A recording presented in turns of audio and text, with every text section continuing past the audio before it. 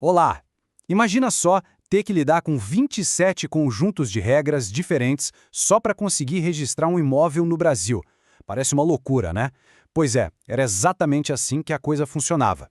Hoje, a gente vai mergulhar de cabeça na gigantesca iniciativa do Conselho Nacional de Justiça, o CNJ, que basicamente botou um ponto final nessa confusão toda.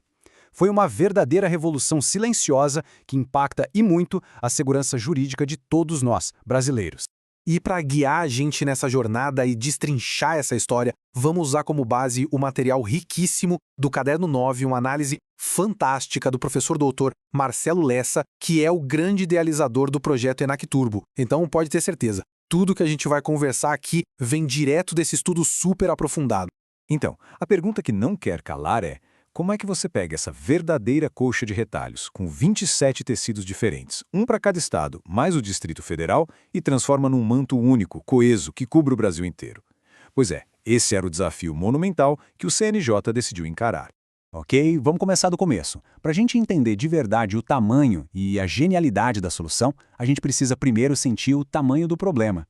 E o problema, em uma palavra, era fragmentação. Pensa só na prática. O jeito de registrar a compra de um apartamento em São Paulo podia ser completamente diferente do jeito de fazer isso em Minas Gerais. Essa colcha de retalhos de regras criava uma insegurança jurídica que, olha, era imensa. Travava negócios, complicava a vida das pessoas e era um freio de mão puxado para a eficiência do país. Era um caos que pedia, ou melhor, que gritava por organização.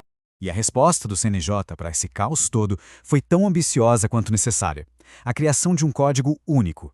Um verdadeiro manual de instruções para unificar o Brasil de uma vez por todas. E ele tem nome e sobrenome: Código Nacional de Normas, ou simplesmente CNN. Lançado lá em 2023, ele é o grande herói dessa nossa história. Pensa nele como um super organizador, que pegou dezenas de provimentos, resoluções e outras regras que estavam espalhadas por aí e juntou tudo num lugar só, num único livro. Pela primeira vez na história, o Brasil passou a ter um padrão claro e nacional para os serviços de cartório. E a beleza do CNN está na simplicidade da sua estrutura. É genial. Pensa nele como se fosse um livro de receitas. Ele tem uma parte geral, que são tipo os ingredientes básicos que toda receita precisa, ou seja, as regras que valem para todo e qualquer cartório. E aí vem a parte especial, que são as receitas específicas para cada prato. Uma para o bolo do tabelionato de notas, outra para o assado do registro de imóveis e por aí vai. É uma arquitetura super lógica e fácil de usar. E aqui, ó, presta atenção porque esse é o pulo do gato. O Código Nacional não é uma sugestão, não é um por favor. Ele é a regra do jogo. As normas dele estão no topo da pirâmide, acima de qualquer norma de corregedoria estadual. Se der conflito, o CNN ganha. Simples assim. Isso cria uma hierarquia super clara e garante que o procedimento para registrar seu imóvel seja o mesmo no Amapá ou lá no Rio Grande do Sul. E o resultado disso? Previsibilidade, segurança jurídica e muito mais eficiência. Mas a arrumação da casa não parou nas fronteiras do Brasil, não. Depois de botar a ordem aqui dentro, o próximo passo era abrir as portas e as janelas para o mundo de um jeito mais inteligente, mais simples. Era hora de desburocratizar a vida de quem precisava usar um documento brasileiro lá fora ou então um documento estrangeiro aqui dentro.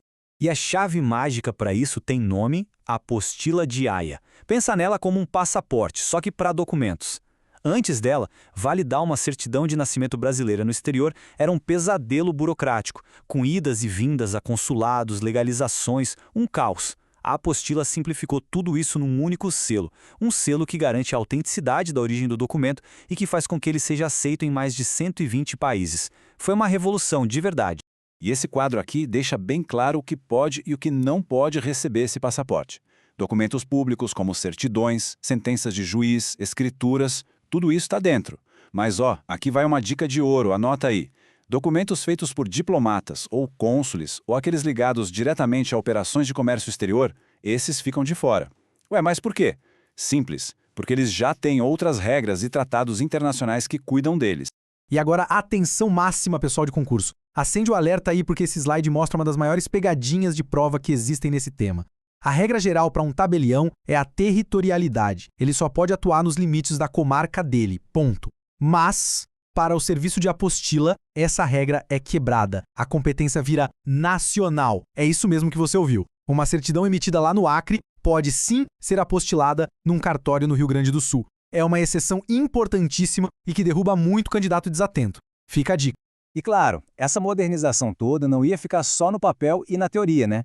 O CNJ foi além e criou uma verdadeira espinha dorsal digital para conectar os cartórios com os órgãos do governo. A era da comunicação em papel ficou para trás. Era a hora de criar um sistema de verdade, conectado.